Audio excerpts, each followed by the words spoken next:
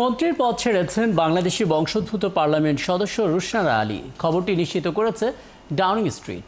লন্ডনে রুশনারা আলীর একটি বাড়ি ভাড়ার বিষয়ে অনিয়মের অভিযোগ উঠলে কঠোর সমালোচনার মুখে পদত্যাগের সিদ্ধান্ত নেন তিনি। লন্ডন থেকে বিষয়ে বিস্তারিত জানাচ্ছেন আরিফ মাহফুজ। ব্রিটিশ সরকারের মন্ত্রিসভা থেকে একজন মন্ত্রী সদ্য পদত্যাগ করেছেন। তিনি বাংলাদেশি বংশোদ্ভূত রুশনারা আলী।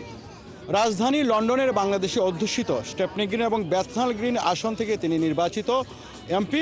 লেবার পার্টি থেকে তিনি নির্বাচিত হয়েছিলেন 2024 সালের নির্বাচনে। এর আগেও তিনি একাধিকবার লেবার পার্টি থেকে সংসদ সদস্য নির্বাচিত হয়েছেন, কিন্তু এই প্রথম তিনি 2024 সালে লেবার সরকার গঠনের পর মন্ত্রিত্ব পান। হঠাৎ করে তিনি কেন মন্ত্রিত্ব থেকে পদত্যাগ করলেন এ নিয়ে গুঞ্জন, আলোচনা, সমালোচনার ঝড় উঠেছে। হঠাৎ করে তিনি কেন মন্ত্রিত্ব থেকে পদত্যাগ করলেন এ নিয়ে গুঞ্জন, আলোচনা, সমালোচনার ঝড় উঠেছে। জানা যায়, সম্প্রতি ব্রিটেনের গণমাধ্যম যারা অনুসন্ধানী রিপোর্ট নিয়ে কাজ করে, সেই আই পেপার একটি রিপোর্ট প্রকাশ করে।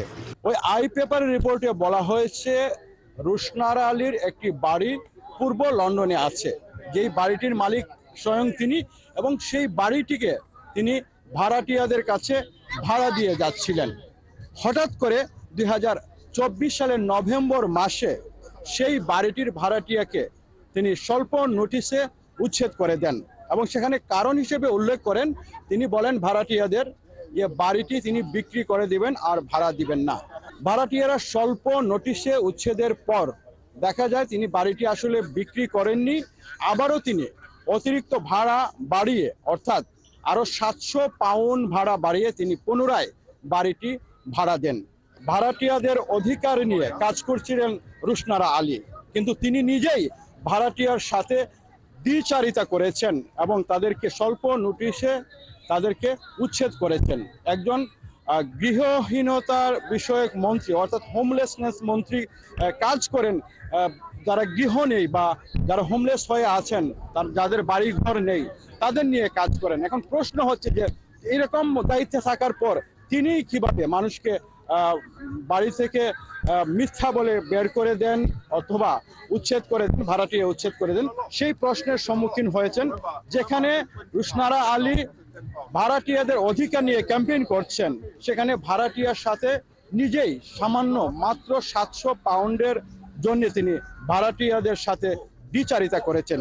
এই রিপোর্টের পরেই কিন্তু তাকে নিয়ে অভিযোগ উঠে এবং বিভিন্ন দাতব্য সংস্থা, যোগাযোগ মাধ্যম, সামাজিক যোগাযোগ মাধ্যম এবং গণমাধ্যম প্রচুর সমালোচনা করে তাকে নিয়ে। সেই সমালোচনার পরিপ্রেক্ষিতে তিনি পদত্যাগের সিদ্ধান্ত নেন। 7ই আগস্ট প্রধানমন্ত্রী স্যার কিয়ার স্টারমার বরাবর তিনি একটি পদত্যাগপত্র জমা দেন এবং সেখানে তিনি উল্লেখ করেন যে ভারাক্রান্ত দিয়ে তিনি তার দায়িত্ব থেকে সরে যাচ্ছেন, অর্থাৎ মন্ত্রিত্ব থেকে পদত্যাগ করছেন, এবং তিনি খেয়াল করেছেন যে তাকে দেয়া দায়িত্বের কারণে সরকারি কাজে বিঘ্ন ঘটছে।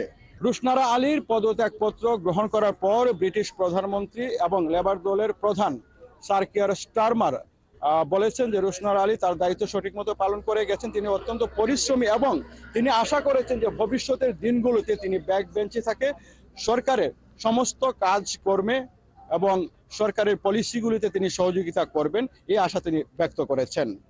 এরপরেই কিন্তু বাংলাদেশি কমিউনিটির মধ্যে নানা প্রতিক্রিয়া দেখা দিয়েছে এবং বাংলাদেশি মানুষ যে যেখানে আছেন সবাই বলছেন যে একের পর এক ক্ষমতা পেয়েও, মন্ত্রিত্ব পেয়েও দুজন বাংলাদেশি মন্ত্রী পদত্যাগ করেছেন নিজের দোষের কারণে, সমালোচনার কারণে, এবং তারা দ্বিচারিতায় অংশগ্রহণ করেছিলেন।